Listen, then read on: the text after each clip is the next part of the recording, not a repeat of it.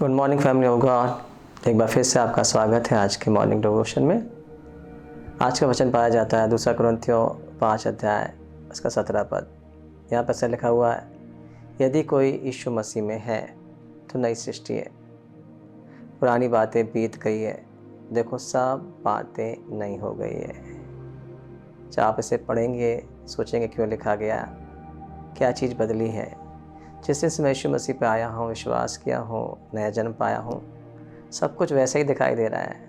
यदि आप काले थे अभी भी काले हैं, यदि आप नाटे थे अभी भी नाटे हैं, यदि आप मोटे थे अभी मोटे ही हैं।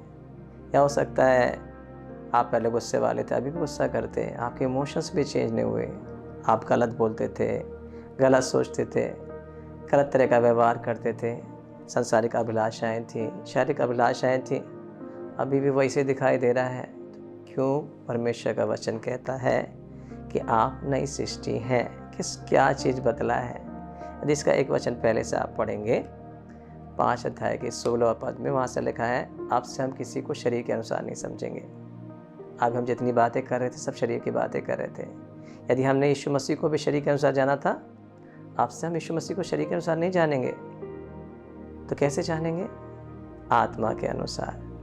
जिस दिन हमने यीशु मसीह को विश्वास किया, हमारा नया जन्म हुआ, हमारा आत्मा जला दिया गया है। हम नई सृष्टि बन, जो पहले मरा हुआ था वो जला दिया गया। जब निकोदेमुस ने यीशु मसीह से आकर पूछा, यीशु मसीह ने बोला, अवश्य है स्वर्ग का राज में प्रवेश करने के लिए नया जन्म पाना। निकोदेमुस ने कहा, कैसे कोई व्यक्ति माँ के गर्भ में दोबारा जा सकता है? यीशु मसीह ने कहा, तो गुरु होकर बातों को नहीं समझ सकता। जो शरीर से जन्मा वो शरीर है, जो आत्मा से जन्मा वो आत्मा है। हवा जिधर से आती है, जाती है, चलती है, कहाँ से आती है कहाँ जाती है तुझे नहीं पता, तो केवल उसकी आवाज़ को समझ सकता है, जानता कि हवा चल रही है। ऐसे ही आत्मा से जन्मा हुआ व्यक्ति होता है। आप शारीरिक व्यक्ति आत्मिक बातों को नहीं समझ सकता। जब तक निकोदेमुस का जन्म नहीं होगा, नए शरीर से जन्म नहीं लेगा, नया आत्मा नहीं पाएगा, उस बात को नहीं समझ सकता। कोई भी शारीरिक व्यक्ति नए जन्म के बारे में नहीं समझ सकता, नई सृष्टि के बारे में नहीं समझ सकता। आप नई सृष्टि हैं, आप नया मनुष्य हैं, आप यीशु मसीह में हैं। वास्तव में यीशु मसीह में होने का क्या मतलब है?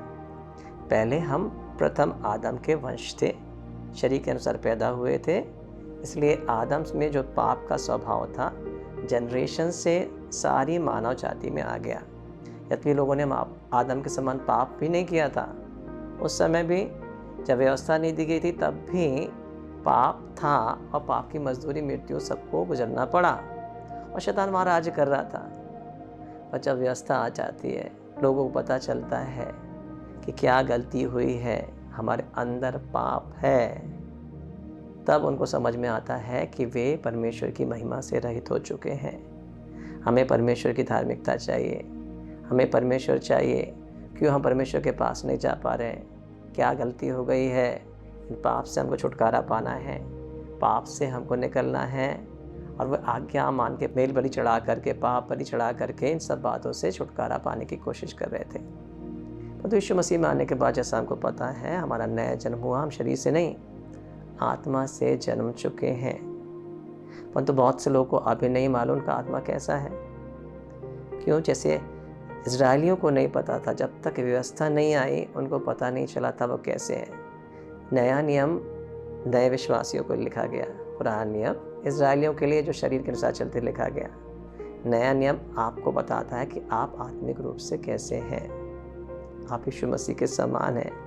आपका आत्मा कैसा है, कैसा पवित्र है, कैसा धर्मी है, क्या की क्वालिटी है इसमें। जब आप आत्मिक को पहचानते हो, तब आप उन बातों को अपने जीवन में देखना शुरू करते हो और पहचानते हो और उनके अनुसार चलने लगते हो।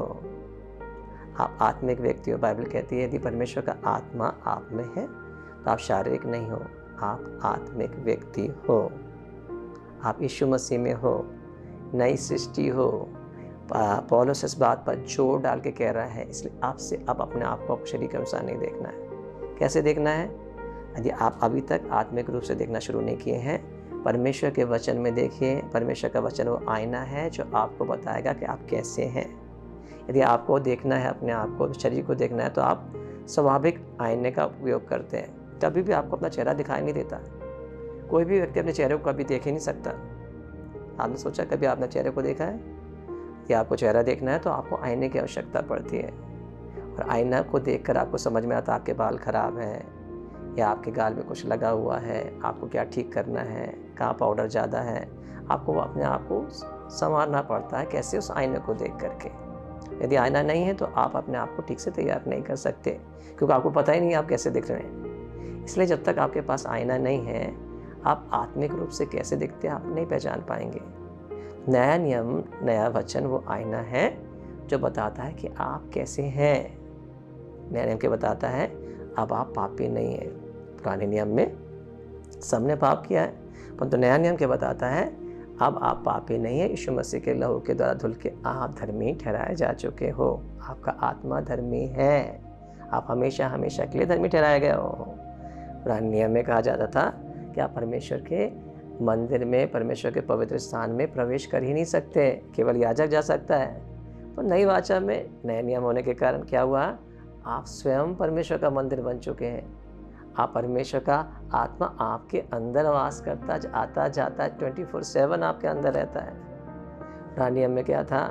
आप अंधकार में थे, और तो नए नियम में क्या हो रहा है?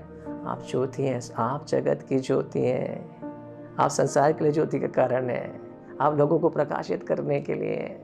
पुराने नियम में एक आप हारा हुआ, थका हुआ, फेलियर लाइफ जीते थे, शैतान से डरते थे, मृत्यु से डरते थे, बार बार गिर जाते थे। तो नए नियम में क्या है? आप जयवंत से बढ़कर बना दी गए। हर बात में शैतान की युक्तियों के ऊपर, पापों के ऊपर, अभिलाषाओं के ऊपर, तंत्रमंत्र की ताकत के ऊपर, हर बात में आप जयवंत से बढ़कर बन चुके हैं। आप आत्मिक रूप से, आपका आत्मा कभी मर नहीं सकता, आपका आत्मा कभी पाप कर नहीं सकता, क्योंकि बिल्कुल यीशु मसीह के समान है। पहली वाचा में आप पुरानी वाचा में थे, पुरानी वाचा से कारण आप श्रापित हो गए थे, क्योंकि आप पुरानी वाचा को कभी भी पूरा नहीं कर सके। पर नई वाचा में आप आशीषित हैं, आप अब्राहम की संतान हैं, सब कुछ यीशु मसीह ने आपके लिए पूरा कर दिया। पुरानी वाचा में एक मनुष्य आपके लिए मायाजा का काम करता था। नई वाचा में, नए नियम में आप यीशु मसीह स्वयं आपका मायाजक है, जो आपकी दुर्बलताओं से वाकिफ़ है। ऐसी बहुत सी बातें आपको नए नियम में देखने को मिलेगी। जब इसको पढ़ते हैं आप सुसमाचार को, विशेषकर पत्रियों को जब आप पढ़ते हैं, आप जानेंगे कि आप नई सृष्टि हैं, परमेश्वर से पैदा हुए हैं। जैसा यीशु मसीह है वैसा ही आप हैं। और जब आप इसको देखेंगे, आप अपने आप को वैसा देखेंगे, वैसा ही तैयार करेंगे, वैसा ही सोचेंगे, वैसा ही बोलेंगे, तब फिजिकल realm में भी जो आपके अंदर होगा मैनिफेस्ट होना शुरू कर देगा। इसलिए हमेशा नई वाचा पर फोकस करें, क्योंकि परमेश्वर का वचन कहता है आप नई सृष्टि हैं। बीती बातें, वो पापमय स्वभाव, वो गंदी अभिलाषाएं, वो लत, वो आदतें यीशु मसीह के साथ क्रूस पर चढ़ाई जा चुकी हैं। आपका पुराना मनुष्यत्व खत्म किया जा चुका है। अब आपके पास नई आत्मा, नया मनुष्यत्व है, जो बिल्कुल यीशु मसीह की स्वरूप और समानता में सजा गया है। परमेश्वर आपको आशीष दे।